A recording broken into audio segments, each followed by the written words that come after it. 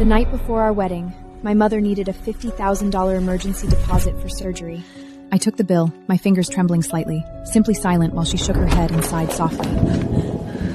I went to my fiancé, Major Adrian Hayes. Adrian, my mom needs surgery tonight.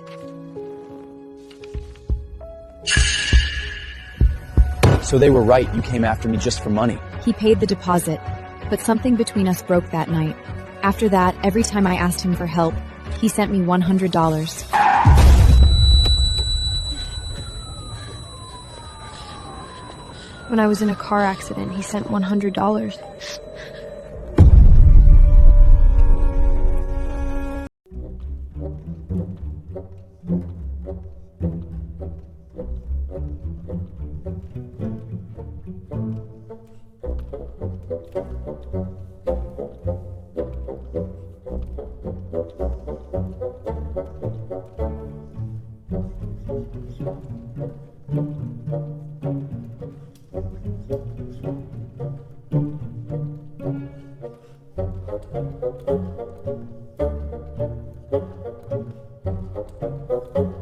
Can your husband come in? We need your emergency contact, insurance for males, and updated hospital notification information before entering.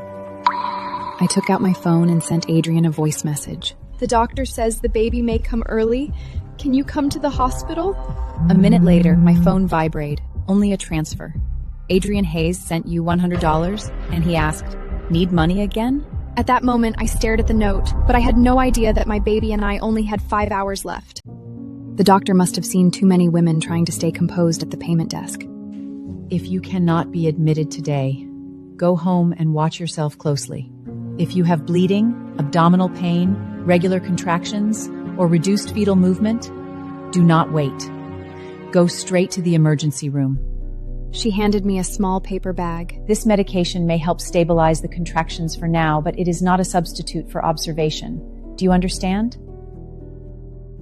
I nodded. Thank you. I folded the discharge instructions into my bag. After I left the hospital, I stood by the rim and called Adrian. Before dialing, I had already prepared myself for him not to answer. Daytime the call left a single clank. What is it? There were voices in the background, along with the sound of a band tuning instruments. I held the small paper bag of medication in my hand and said, "The hospital told me to go home and watch myself. You do not need to come and you do not need to send money." Then Madeline's voice came through. See? I told you she would change the story. A minute ago, the baby was in danger. Now suddenly you do not need to come. Adrian, she only wanted you to panic. Adrian, I'm not lying. The doctor said if there is bleeding... No, I almost fell for it again. Nora, this is low. Using the baby as an excuse. I stood outside the hospital for a long time without moving. Adrian had once looked at me as if I were the only thing he was sure of.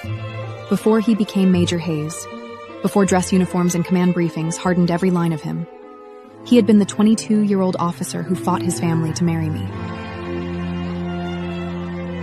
Until the night before the wedding, when I asked him for the money. After that, the name stayed.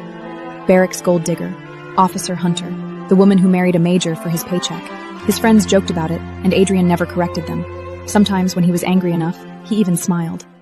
We remained legally married, but in every other way we became strangers.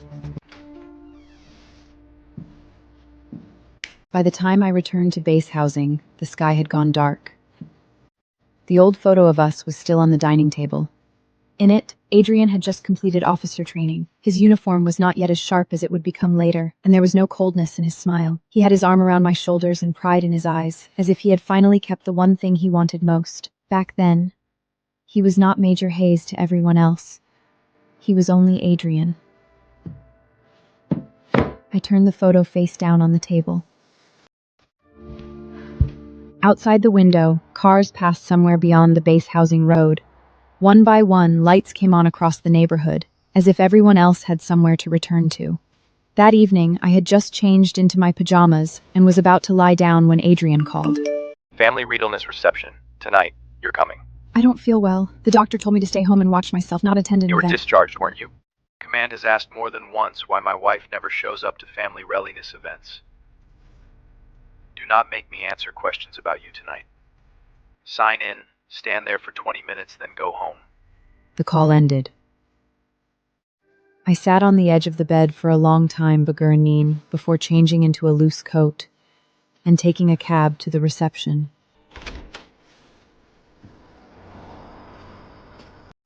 The event was held in a low building near the parade ground.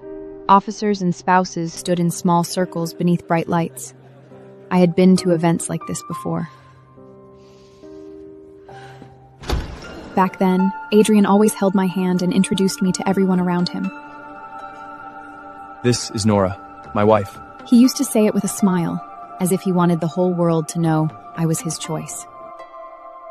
After we married, my purpose at these events changed. Sign in, then leave.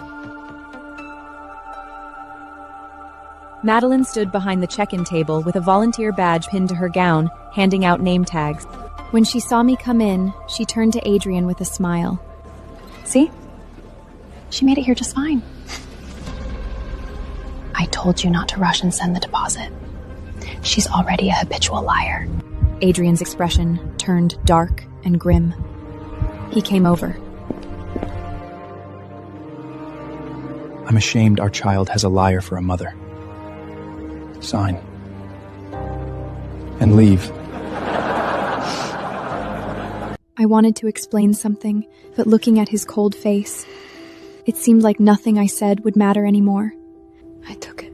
Madeline looked at my belly, her voice gentle enough to sound like concern. Noah, $3,800 doesn't really sound like an admission deposit. It sounds more like a number you made up.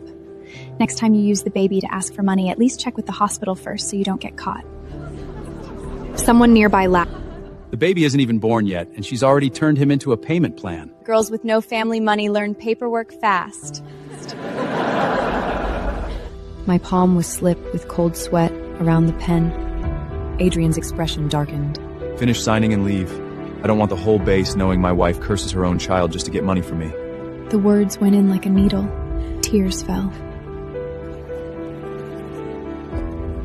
I signed the last line, put down the pen, and turned to walk out. Every step felt like walking on broken glass. A dull ache, as if something inside me had torn open. I clutched my stomach, and the next second, warmth spread between my legs. Dark red sucked through my clothes. Everyone around was frozen in shock. The banquet guests cried out, "It's blood! What is that? It's blood!" 2 hours left. Everyone stared at the blood, frozen, stunned, as if by unspoken agreement. They all turned to look at Adrian. A flicker of panic crossed his face, and he was about to step towards me, then Madeline blocked his way. Adrian, don't let her fool you again. My friend at the hospital just sent me her checkup report. The fetal heartbeat was stable. She's putting on this act, using fake blood to trick you, just so you ditch me in front of everyone. Adrian's face went completely dark. Nora, I am warning you. Stop using the baby to lie to me. I looked up at him, sweat beading on my forehead. Adrian, I'm really bleeding. I can't stay on my feet. Your due date is in the middle of next month. When the time comes, I will cover every delivery expense, including a VIP room. Until then, stop acting like a gold digger and making up reasons to ask for money. I'm not asking for money.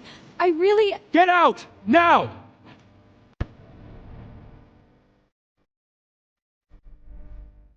Perhaps now that Adrian had made his stance toward me crystal apparent, the people at the scene turned to me with mocking, contemptuous looks. This woman is beyond hopeless. Can her lies get any more pathetic? Using fake blood to ruin this banquet? It's disgusting. Major Hayes is so unlucky to have married her. One insult after another cut through my heart like knives. My stomach was still contracting, still cramping, but suddenly, I couldn't feel the pain anymore. I didn't say another word. I just turned silently. I bore the weight of every insult and walked away. The wind outside was biting, but it was nothing compared to the cold in my heart. My phone buzzed with a transfer alert. Adrian Hayes sent you $100. The note said emergency fee. I didn't know if I should laugh or cry right then. Tears just wouldn't stop. I didn't even bother to look at it. I wander like a lost soul, with nowhere to go. And She's pregnant! She's bleeding! Someone call an ambulance! Oh my god, what happened to her? when I woke up, there There was an IV in the back of my hand and the sharp smell of disinfectant in my nose. The doctor came in soon after, holding a chart. My fingers tightened around the sheet. The baby? The doctor was silent for 1 second. I'm sorry. We couldn't save him. The words struck so hard that everything around me seemed to go distant. I had felt him move that morning. He had still been there when I signed the discharge form. Still there on the way to the reception. Still there when he gave one soft kick under my palm. How could he be gone? The doctor continued. You were brought in with a severe placental obstruction and heavy bleeding. We performed the C-section immediately, and the NCQ team tried to resuscitate him, but he had been deprived of oxygen for too long. His heart rate never recovered. It was a boy. I opened my mouth, but no sound came out. I had not even named him yet. I had not even let Adrian hear his heartbeat once. The doctor wiped the tears from the corner of my eye. Should I call your husband for you? Before I could respond, a light knock came at the door. A hospital registry stepped in with a tablet, looking uneasy. Mrs. Hayes, I'm very sorry to disturb you right now. We need to confirm a guarantor for the remaining charges. Your surgery and emergency care have already generated some out-of-pocket expenses, and if we can reach your husband... I looked at her for a long time before I understood what she was saying.